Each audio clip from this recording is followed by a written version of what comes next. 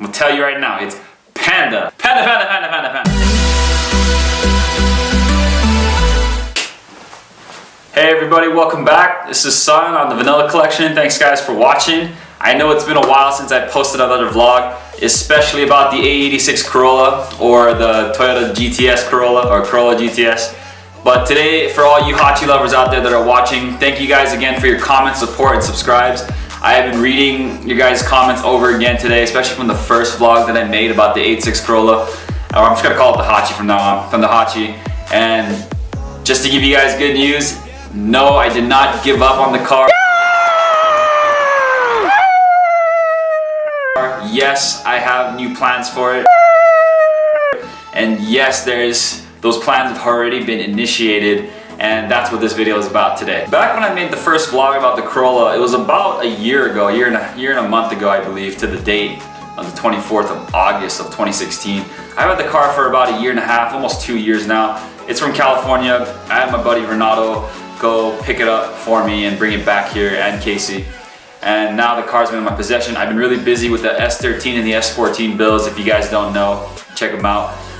Trying to get those ready and built as well. The S14 broke an axle, and now recently I've blown the motor and it's currently being rebuilt. And that's another talk for another video for later. The S13 is also almost being done, and again, I'll talk about that car in another video. But today is all about the Corolla. So everyone in the comments on the Corolla videos have been telling me, do a 3S GTE Beams motor, right? Or do a 20 valve, or do a high comp 16 valve, or a turbocharged 16 valve, or what was the other one? F20 and F22 motors from the Honda S2000. So, I'm gonna tell you guys right now, are you guys ready to hear this? You ready? All right, so what I decided to do was a high comp 16 valve motor.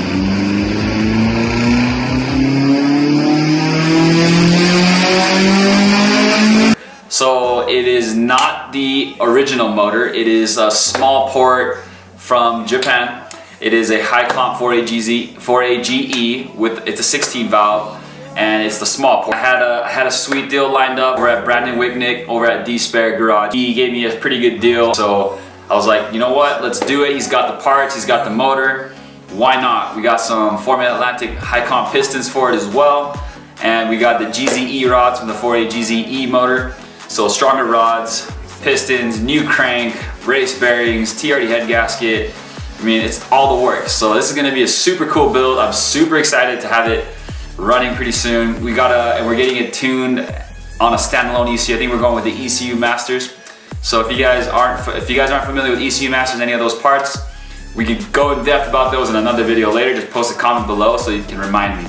Why did I go with the high comp build? Well, first of all, it's for the JDM goodness and the sounds, all right? No, I'm kidding. I originally wanted to rebuild the original big port 16 valve 4AGE that came inside the car. The only problem with doing that was the cost of rebuilding that original motor wasn't too far off from just building a high comp small port 4AGE 16 valve. Which kind of led to one thing, and if anyone knows me in person, I kind of start a build. I try to keep it reasonable because I want to stay within a budget.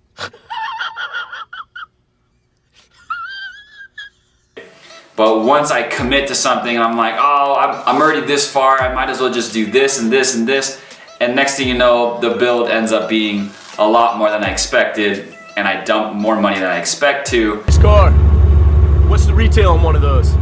More than you can afford, pal. But in return, I have a ton of fun with the cars, as you can see with my S13 and S14. Well, not the S13 yet, but I have a ton of fun with my S14.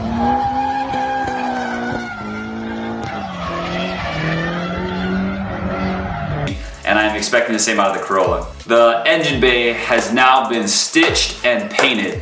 Originally we wanted to paint it gloss gray, but somehow in the communication there was a mix-up and it ended up being painted gloss white.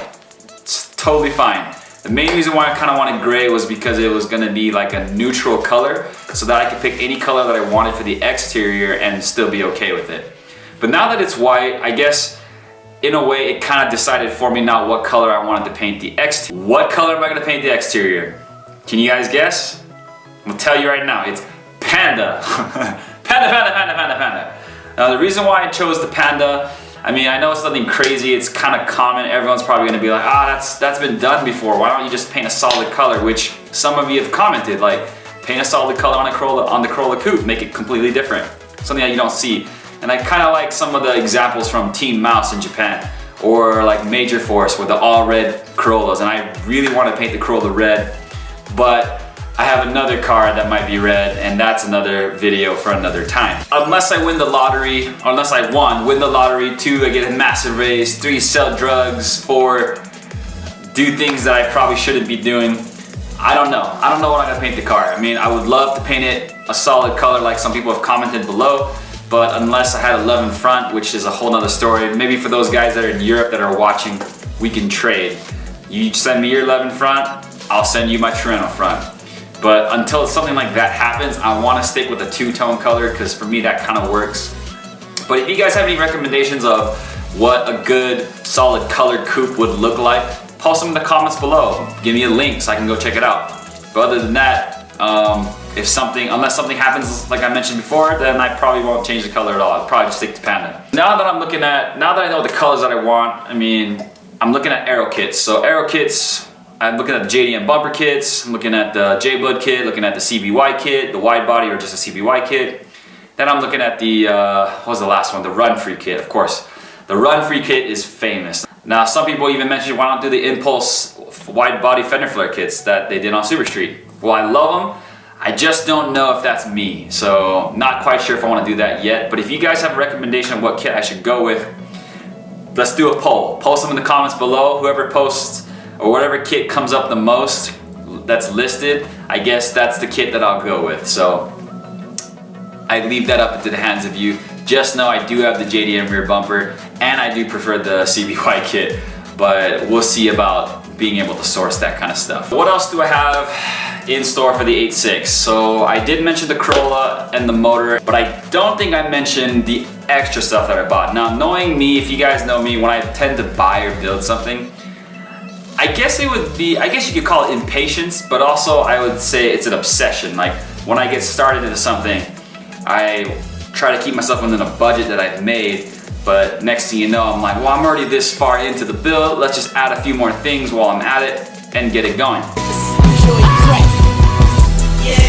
So, what did I do? Oh my goodness, this is the problem that we all have.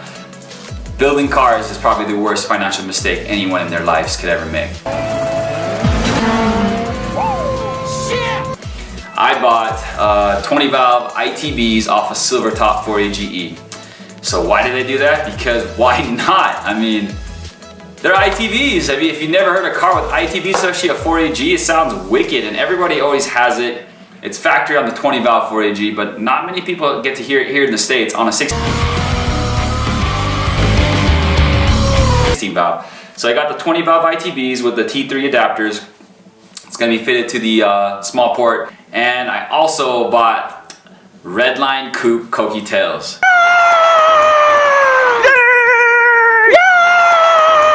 Tail lights. Now, for those of you guys who are 8.6 lovers out there who have a set of these or dream of buying a set of these, it's not only one, super expensive. You want to buy a brand new set, I think I see them at Yahoo Japan auctions for like $2,000, which is ridiculous.